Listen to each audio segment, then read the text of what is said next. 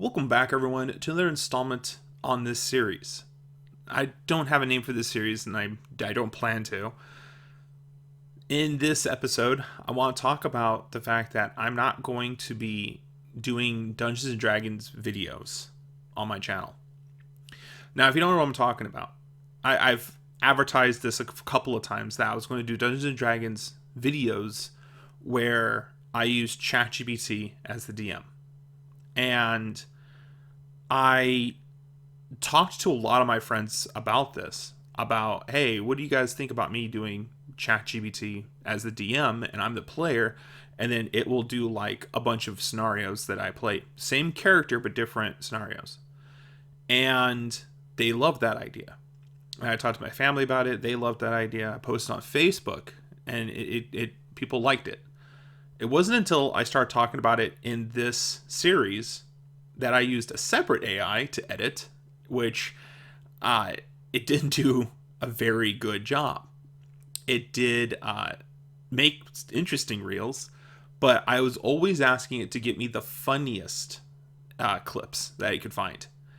And it just sort of grabbed whatever it could find, which granted, wasn't trying to be funny in these episodes, but it just kind of went for, I think, moments where I was laughing. And to its credit, it didn't know. All right. It's not like the AI could understand when I'm joking about something and when I'm just kind of laughing. I laugh at everything is the problem. And whenever I have an emotion of any kind, I'll laugh at it. Not because I don't care. It's just that's my to-go-to towards any emotion. Either it be sad or angry, embarrassed, especially embarrassed, or feeling uncomfortable.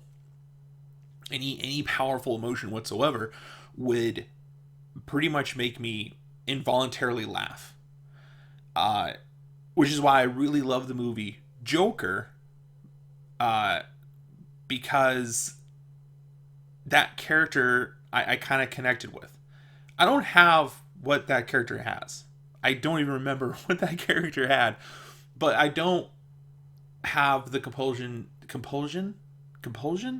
Words are not my friend. All right, they're not good for me.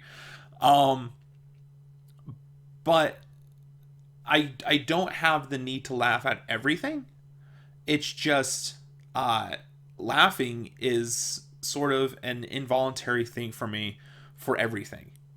So, to the AI's credit, it did its best, right? But I think it was just really looking for moments when I was laughing at something and went, oh, he laughed. That means this was funny. All right, let's put it in. And obviously it would be something, maybe I felt uncomfortable, or maybe I was feeling bashful. I don't know.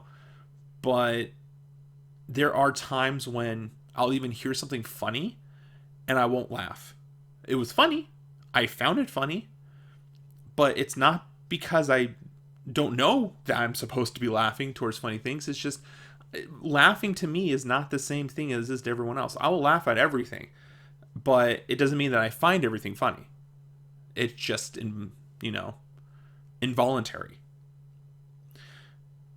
But once I start posting those reels, those shorts, they got negative feedback. There's people who truly hate artificial intelligence, and they also hate people that use it. They do. They find it to be lazy work, that like just because you use AI, it doesn't mean that you're great at it. And I can kind of see where they're coming at with that.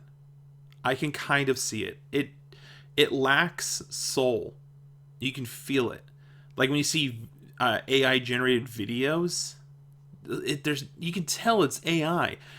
No matter how good it is, you can feel it. You can see that like whoever made this was either someone without a soul or they used ChatGPT, and you can feel that.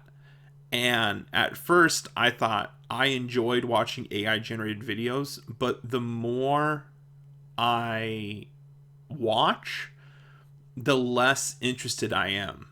And I haven't clicked on any of those in such a long time. Such a long time that I can kind of see it now. Why people don't want it. And I'm kind of on board with that. I don't want it. I will still use AI, recreational, as my own personal entertainment of just passing time. But as far as me wanting to proceed with this project of Dungeons and Dragons, where ChatGPT is the dungeon master, I don't know how I feel about that anymore. I don't want it. And I also don't want to put the work in. It's a lot of work to edit all of that. But at the same time, at its root, it feels like it's not me. Like it's not my work. Right now, what you're seeing is my work. I'm the one playing the video game. I'm the one talking right now. And then when I'm done with this, I'm going to edit the video myself. This is a passion project of mine that I wanted to do, and then I'm putting all of the work into it. But to me, it feels like Minecraft. And hear me out. Hear me out, okay? I have a really good reason to bring up Minecraft right now. When you play Minecraft and you play in survival, you feel the loss when you lose something. When your character dies and all the items are gone, you lost that. You worked so hard to get that. And now that it's gone, it feels missing. Even though it's ones and zeros, even though it was not a real item, you put time into making it. And it feels bad. And when you play in creative mode and you lose something, you don't feel nothing. You just make another. It doesn't feel anything. And you die and it's like, whatever, I'll just respawn everything. It's no big deal. But in survival, it is a big deal because you put time into that. I feel that making videos with AI is the same thing. When I got bad reviews for the reels and shorts that were made by AI, I didn't feel anything about that. I didn't. I just kind of laughed it off. And I shouldn't feel that. I should feel something. When somebody says, hey, this is a great video, thanks, I should feel excited. But it took the joy out of it. It took all of the joy out of getting praised for a video because I didn't edit that. That wasn't me. That was an AI that edited that. And because of that, it felt hollowed. Now, when people say, for the main videos, when they said that those main videos did good, I feel great because that was something I had a hand in editing. I had a hand in saying those things in the video game footage. So I worry that the Dungeons and Dragons ChatGPT DM will feel the same way. Even though that would have been a passion project, it wouldn't feel like it was my project. It would feel like I'd have to share credit with ChatGPT. It's like, yeah, I did this as the DM. Also, like, I don't want to share credit with an AI. I've already done that with one video series where I was doing like these recaps where I was taking the player's notes because I'm the DM in a different game, and I was putting it through ChatGPT to be turned into a story through the player notes. And he did a really good job turning those into stories. And when people said they loved those videos, I didn't really feel excited about it because it wasn't my work. I was just posting what, some AI made.